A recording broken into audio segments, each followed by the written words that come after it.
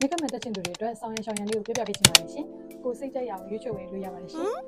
မြက်ကမှန်တက်တော့မယ်ဆိုရင်အရေးကြီးဆုံး一ချက်ကပထမဆုံး iClinic ကိုသွားပါမယ်ရှင်ဒါလေးကတော့ရီတွန်ကီကနေဝယ်လာတဲ့ဟာလေးပေါ့နော် ICT မှာဝယ်လာတဲ့ဟာလေးကတော့ပုံမှန်တက်တော့မယ်ဆိုရင် daily monthly ဆိုပြီးရှိတယ်အားလုံးပဲမင်္ဂလာပါရှင်ရီဖြစ်ပါတယ်ရီဒီနေ့ sharing လုပ်ပေးခြင်းတဲ့အကြောင်းအရာလေးကတော့ဂျပန်နိုင်ငံမှာမြက်ကမှန်တက်တော့မယ်ဆိုရင်ပထမဆုံးအနေနဲ့ဘာတွေလုပ်ဆောင်အောင်လဲဘာတွေလုပ်အမလဲဆိုတဲ့အကြောင်းအလေးကိုပြပြပေးခြင်းပါတယ်ရှင်ပထမဆုံးအနေနဲ့ဆိုရင်တော့ iClinic ကိုသွားပါမယ်ပေါ့နော် iClinic ကိုမှာနှလုံးပါဝါကိုစစ်ပေးရမယ်ပေါ့နော်နှလုံးပါဝါစစ်ပေးတဲ့အခါမှာသူတို့တွေကနေပြီးတော့မှဒီလိုစာရွက်လေးထုတ်ပေးလိမ့်မယ်ပေါ့နော်ဒီလိုစာရွက်လေးရတဲ့အခါကျရင်ဝယ်လို့ရပြီပေါ့နော်ဒီအစက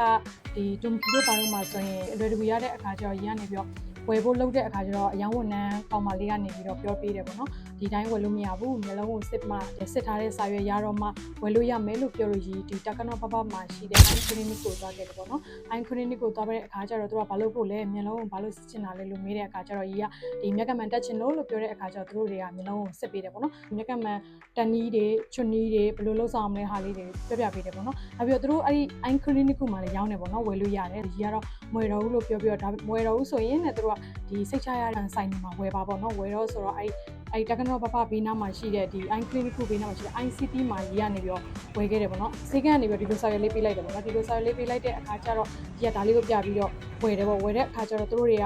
တကယ်လို့ power ရှိတဲ့လူတွေဆိုရင်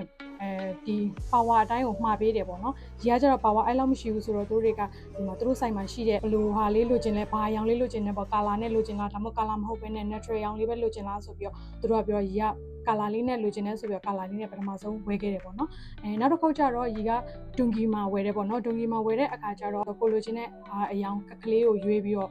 အရောင်ကောင်တာကိုသွားတဲ့အခါကျတော့အဲ့ရဒီစာရွက်လေးတောင်းတဲ့အခါကျတော့ဒီလိုစာရွက်လေးပြလိုက်တယ်ပေါ့အဓိကတော့သူတို့ဒီလိုမျိုးဒီ iClinic ကိုတွားထားပါတယ်ဆိုတဲ့ဟာလေးကိုအဓိကပြနိုင်ရပြီပေါ့နော်လက်မှတ်လေးပါတဲ့အခါကျတော့မှကြောင်းပေးတာပေါ့နော်နောက်တစ်ခုပြောပြပေးချင်တာကပေါ့နော်ဒီမျက်လုံးပါဝါရှိတဲ့သူတွေအနေနဲ့ကတော့ပေါ့နော်ဒီမျက်မှန်ဆိုင်တို့မျက်စိစေးကန်းတို့ဘာတို့မှာ